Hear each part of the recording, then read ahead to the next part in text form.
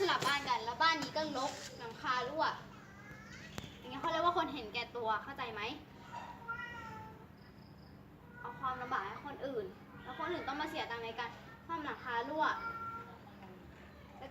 แล้วก็เก็บบ้านกวาดบ้านถูบ้านก็เหมือนสมมติว่าแล้วบ้านหลังนี้คือสะอาดเยียบทุกอย่างสะอาดห้องครัวสะอาดล้างจานให้ถูบ้านกวาดบ้านถูพื้นทุกวันหลังคาไม่รั่วหลังคาดีเวลาสึนามิเข้าก็ไม่ระเบิดอย่างเงี้ยพอได้อยู่สิ่งที่มันสบายแต่พี่ได้อยู่สิ่งลำบากแบบเนี้ยเขาเรียกว่าหนเข็นแต่แก่ตัวอะไรปลายก็เป็นซะอย่างเงี้ยนี่จะเหลี่ยมเขาอุตส่าห์สูบให้แล้วปายก็ไม่ปั่นปั่นไปเถอะมันก็จักรยานเหมือนกันไหมปลายหนูไม่ชอบคันนี้ก็เป็นจักรยานไหมแล้วก็ไปคันเล็กมาแล้วก็ไปสูบเบรกนั่งเบรกพังก็ไม่ต้องเบรกไม่ต้องขับเร็วไงไม่ต้องเบรก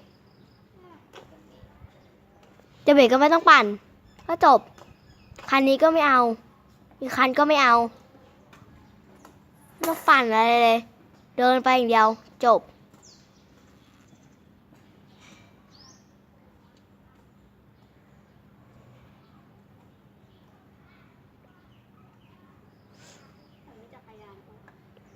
มีแต่ยังไม่สูบลม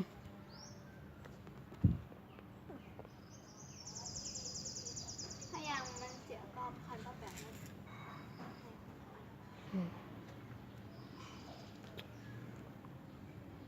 ถ้าปลายจะเอาปลายค่ะถ้าปลายซ้อนแขวนไปก็ได้เปรียบดิคนอื่นเขาต้องมาปวดขาปวดแขนกันเนี่ยแล้วปลายได้นั่งสบายใจเฉิบคนอื่นเขาปั่นคนเดียว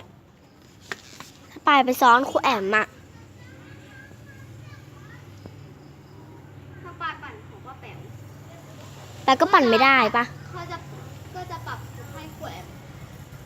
นี่บิ้งบาปเข้าไปใหญ่นะปลายรู้ป่ะไปทำให้ขวัญปั่นคันเล็กนะ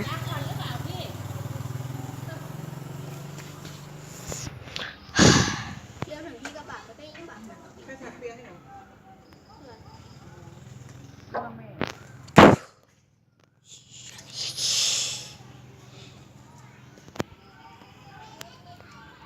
ไม่อยากปั่นไปก็ต้องปั่น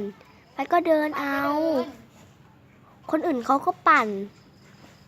จะดูน้องเหรอเนี่ยฮะดูน้องเหรออะไรดูน้องปักบอลนะดู